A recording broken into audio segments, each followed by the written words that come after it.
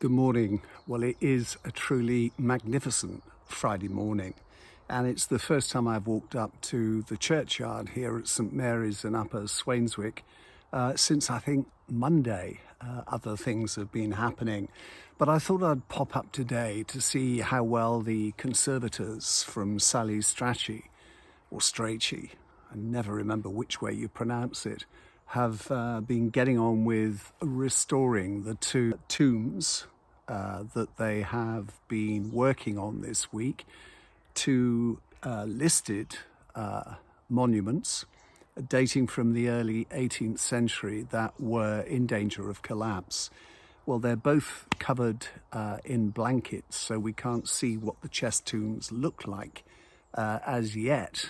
But no doubt within a few days the blankets will come off and they will be resplendent in glory.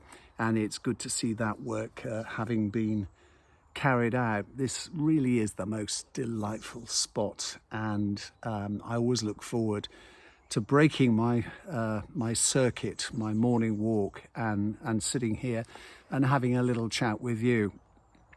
There are various reasons why I've got to stay at home this morning, but I'm hoping I will be hearing good news from the Little Theatre, the Cineworld Cinema, where they are due to come and apply some sound insulation to windows and doors on the side of the building facing the area in which people gather for a drink from the grapes or just to walk through. But as we've been hearing, the sound insulation is not too good if you are just sat the other side watching a movie which is very quiet and intense.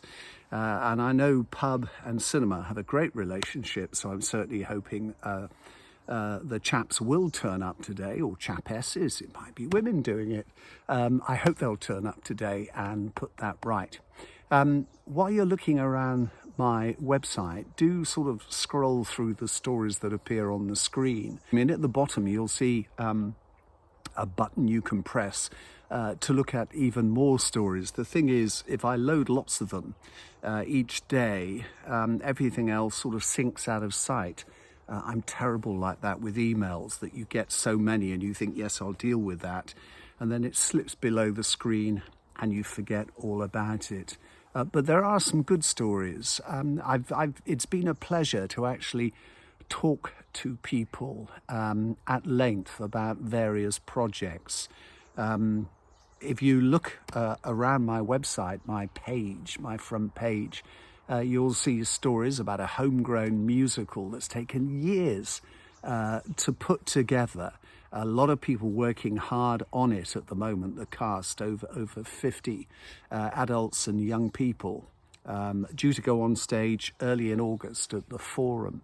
That's one lovely story. There's another great story about the history of the Bath workhouse that later became St Martin's Hospital. It's absolutely fascinating stuff.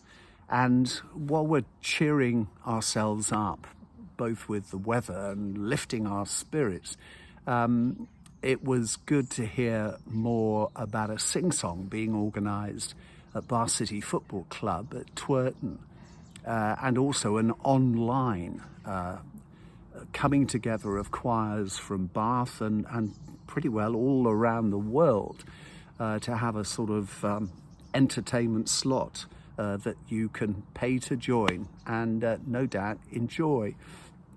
So all those stories scattered around.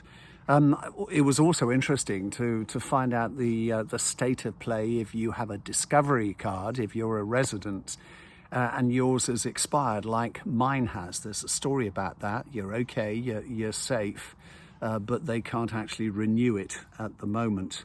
And the other story I loved, and which I've known about for some time, but I've been a good boy and kept quiet.